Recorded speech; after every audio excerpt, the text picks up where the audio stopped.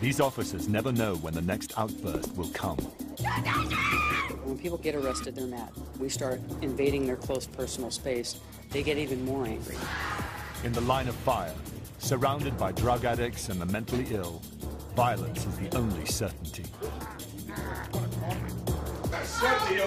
We got no time for the games they play. Hold up, man. Hold up, man. Take my cuffs off. Ain't nobody talking to you.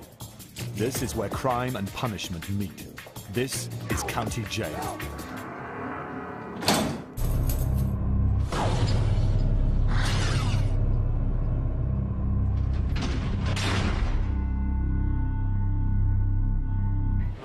Ready? Okay, stand up. You want to take the hand? Take these cuffs off? Oh, yeah, 9 p.m. Friday evening. And the weekend's just begun at the Multnomah County Detention Center in Portland, Oregon. Officers here are on the front line in the never-ending battle against crime. When's the last time you shot up? Counter. Leave your hands on the counter, walk your feet back to the edge of the mat. All right, you have a weapon, sharp objects, any drugs, and cutter program? Nope. Everybody arrested in the city of Portland tonight will be processed here, whether they like it or not. You. Don't touch me! Don't touch me!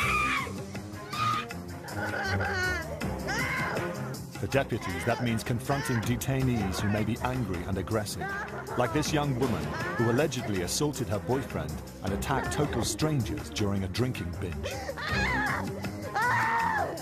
Gaining control is a constant challenge. It's gonna pain. Don't touch me. It's a dangerous job. Many offenders are not only violent, but drug addicted and mentally ill. Deputy Bledsoe is a 12-year veteran at the booking counter, the first stop in the processing of people arrested on the street.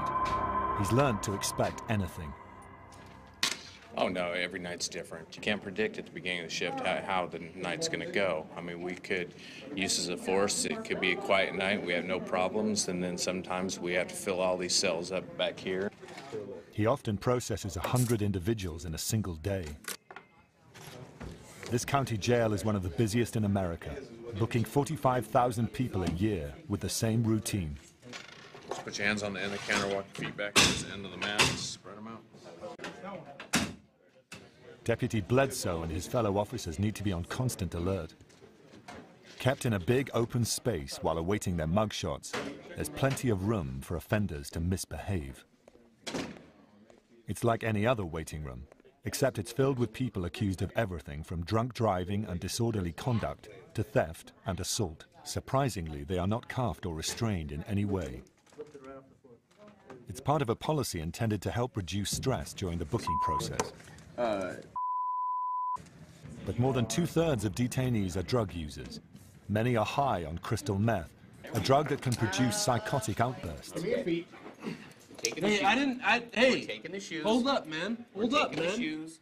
Hold up. You need to cooperate with this. They can lose control and attack at any time, as Shift Sergeant Gorton knows all too well.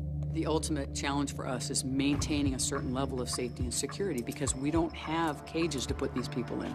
They're out in the open. They're out in an area where anything can happen at any time.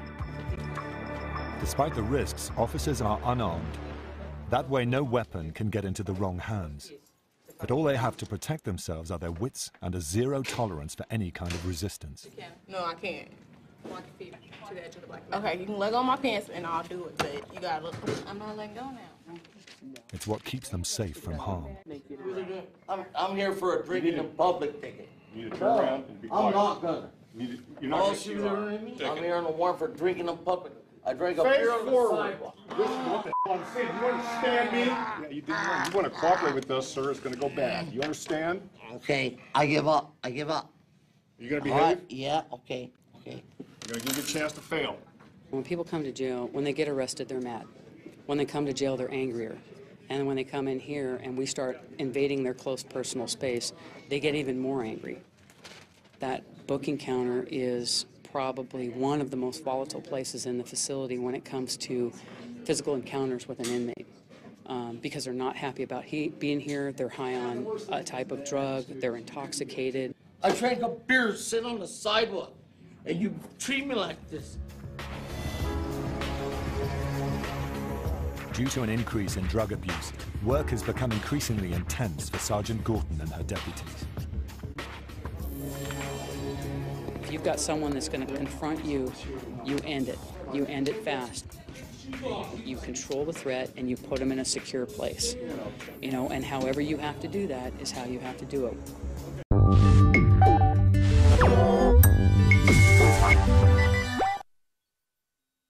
Any confrontation could lead to violence. Everyone is a potential threat. You seem angry, man. Oh, no, I'm happy to see a wrinkled old man like you. How do you like that? Late in the evening, a belligerent detainee puts Deputy Bledsoe immediately on guard.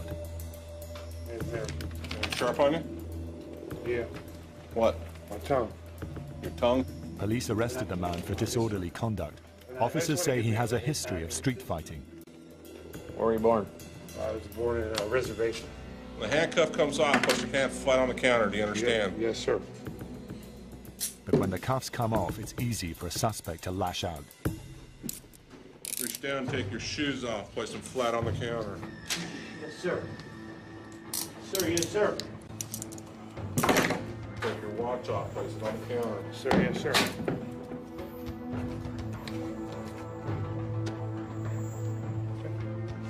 There's a napkin there?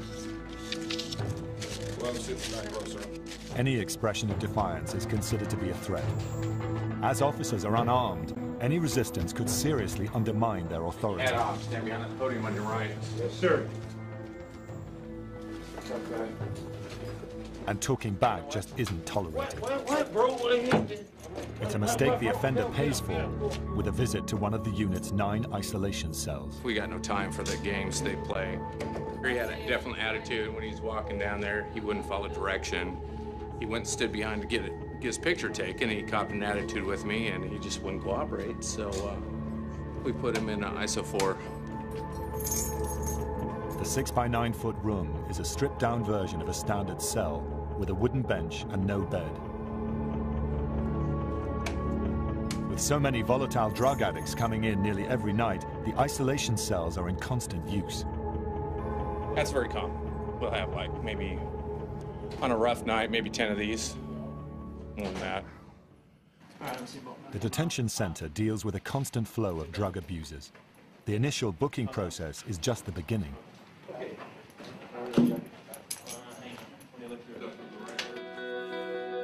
Heroin addict Paul Lyman knows the drill. He says he's been here 32 times, enough to know how to take his own fingerprints. Actually, that was a pretty good print. You did yourself. All right, wash your hands. Tonight he's booked on a charge of petty theft. He was stealing clothing to support his drug habit. Once he's processed, Paul Lyman will be moved onto one of the upper floors of the detention center, into one of the housing cells. The 16-story high-rise in downtown Portland holds nearly 700 inmates, more than some state penitentiaries. Inmates are held until their hearings or trials, or to serve sentences ranging from a few days to a full year. We have everything that a state penitentiary has. We have inmates that are in here from the state penitentiary awaiting trial. We have murderers, we have rapists, we have drug addicts, we have drug dealers. Heroin addict Paul Lyman will be the latest addition. But before he's taken to his cell, he must be strip searched. Green boots. Step into a green booth on the left, find your name hanging from one of those blue bags. Strip down naked. Okay? Inmates often hide drugs and paraphernalia in clothing or body cavities. You 2, raise your arms in the air. Head forward, enhance your hair. Open your mouth, dentures, partials, anything come out. Nope, take your hand, lift your balls of penis, turn around. Bend over, spread your butt cheeks, and cough. You see your feet, boogie your toes. Next one. Thank you. There you go. As an addict, Paul faces something far more harrowing than a strip search in a jail cell. Denied drugs, he'll go through a long and agonizing withdrawal.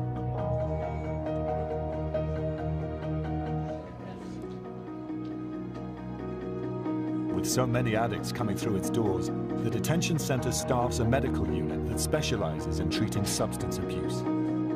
Tonight, nurses will have to deal with Paul Lyman's heroin withdrawal. Staff nurse Topor will administer a course of drugs called a protocol to counter the harmful effects.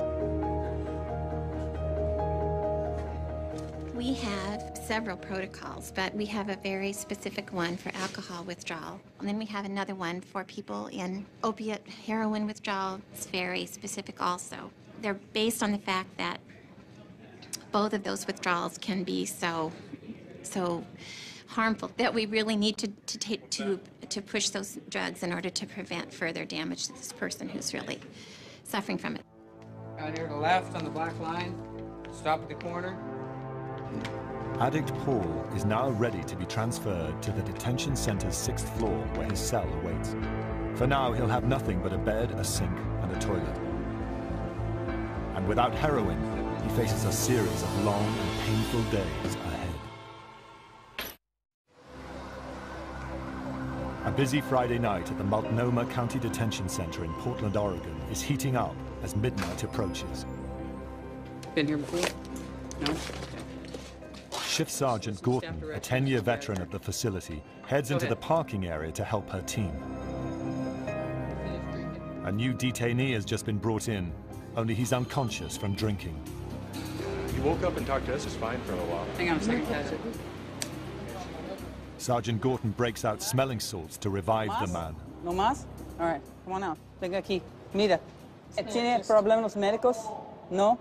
¿Estás tomando medicina? Sí. Nearby, trouble is brewing when another suspect refuses to do as he's told. You know what? You need to knock it off right now. Why? Sergeant Gorton immediately takes control.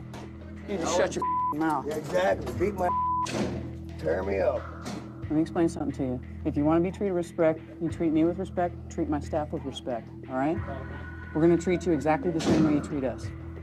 Okay, when you come in here yelling and screaming, you're going to get a lot of negative attention. They're just doing their jobs, okay? He's just doing his job, I realize that. You stay cool, I'll stay cool. If you rise back up again, I'm going to get angry again. I won't. All right. All right, thank you, ma'am.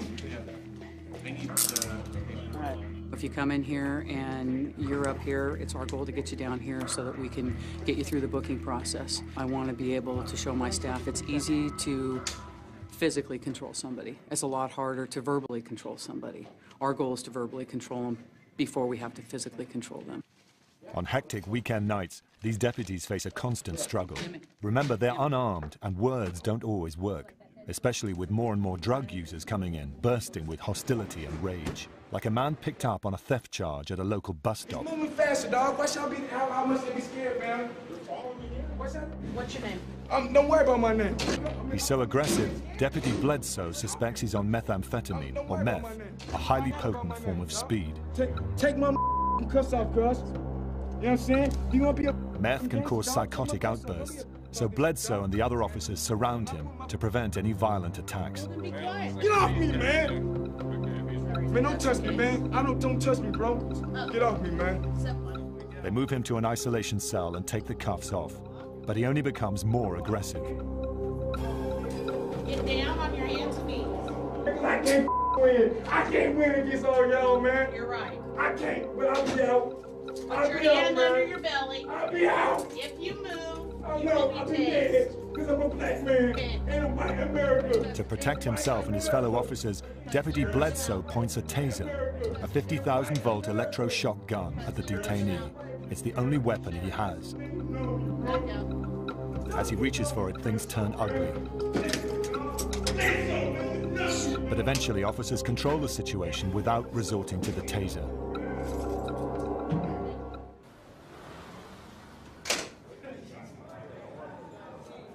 Fortunately for the deputies, not everyone is so aggressive. I scared myself. About a third of the people arrested in Portland tonight will be charged with minor offenses, like trespassing and public drunkenness.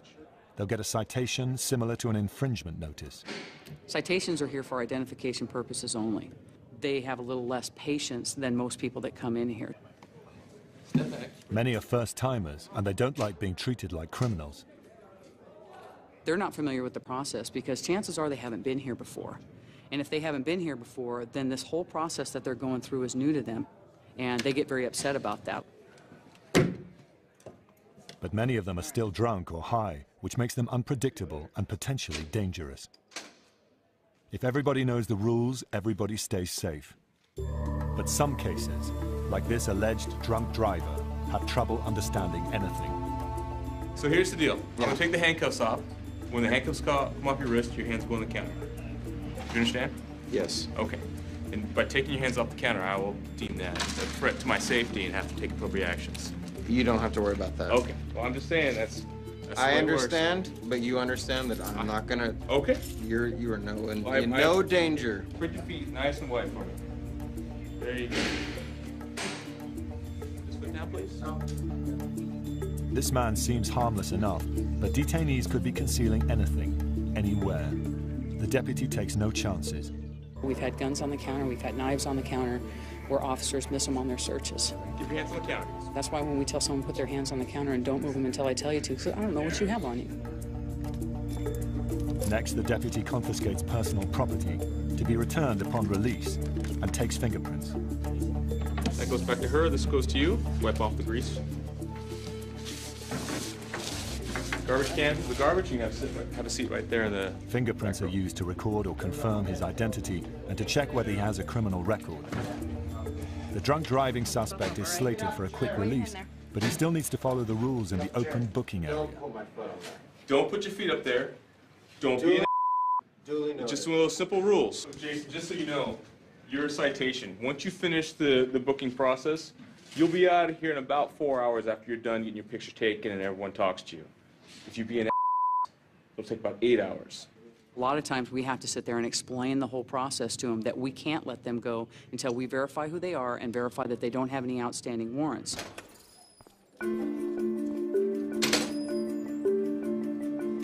Surprisingly enough, some people even turn themselves in at the detention center. People like Miranda Harris, a 28-year-old drug addict. To prevent being convicted on a cocaine possession charge, she recently entered a drug rehab program, but dropped out, and the court issued a warrant for her arrest. She considers herself an addict, not a criminal.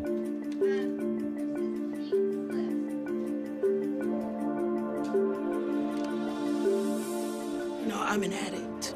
That's not all I am. Though I might share a similar charge with someone else. Not being defined as an individual is the hardest thing about being here. This is not a place where I plan to stay or keep coming. Though she came in on her own, to deputies she's just another offender. They'll do a contraband search, take fingerprints. Go ahead and wipe it off. Have a seat in the front row over there. And mug shots. Okay, go ahead and look straight up at the camera. Harris is no stranger to the process. She's been here half a dozen times before. She has a 12-year-old daughter and real hopes for a better future. But the rehab program may have been her last chance to make good in the eyes of the court. Now, when she faces the judge, he could let her drug conviction stand, and she could do serious time behind bars. Harris will be held for the whole weekend in a housing cell on one of the building's upper floors until her hearing on Monday. But first, officers in the classification unit must work out which cell block she'll go to. It's their job to assess each inmate and the danger they represent to themselves and others. If she's paired up with the wrong cellmate, somebody could get hurt. For the detention center, it's a critical process. A few years earlier, a violent inmate attacked and killed his new cellmate. I told you the last time you were here, Yes, you did talk to me last time. Okay, it's very important that you tell me the truth, okay? How long are you going to be here? Till Monday. Monday? Till Monday. We'll go back to the marshal's court on Monday. Deputy Towers Picton bases her decision on Harris's non-violent history and Have you ever been known a drug victim of use. sexual assault while in the jail? No. You're going to be withdrawing from drugs? No. You're not on drugs right now? No. No? When was the last time you used drugs? On the 28th of May. I feel blessed to actually say that, because last time I was high. I know you were. Yeah. That's why I said it's Yes, important that you that's tell me the right. truth, because I wrote down you were high. The And deputy knows that if inmates are coming down off drugs, they could behave erratically. I interviewed her the last time that she was here last month, and she was trying to tell me she wasn't high, and she was definitely high. And this time her pupils were dilated, her mannerisms were agitated, and she had all the symptoms of still being high. Okay, go sit down. She assigns Harris to a women's unit where many of the inmates have addiction problems. She sees substance abusers like her reoffending all the time. Can you just have a seat? They'll be processing you here very soon. I'd say 60% are high, and 40% are mental. And once in a while I meet a sober person, but it's very rare. Okay, ladies, follow that black line down to the red line. The last step before she's locked up, a strip search and a new set of clothes. Okay, this is a strip search, so everything comes off, everything goes in the bag. We get pat down even here. Just being naked. The circumstances are shameful, and therefore brings about the feelings of violation. It really just sucks. It really sucks. And having to turn around and spread your cheeks and squat and cough. All right, ladies, load up. Unless Harris can convince the court to let her take one more shot at rehab, she'll be sent to prison and marked for life as a convicted criminal.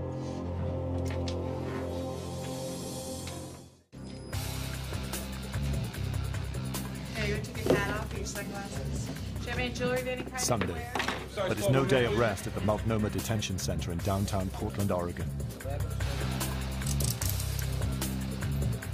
While new arrivals are booked and processed in the basement area, several floors above, nearly 700 people are incarcerated, either awaiting court dates or doing up to a year of jail time. 503. Portland, Oregon, baby, Multnomah County. The jail is filled beyond capacity, so maintaining control and preventing violence is the first priority. To manage the flow of inmates, 5 floors of cell blocks are divided into small housing units.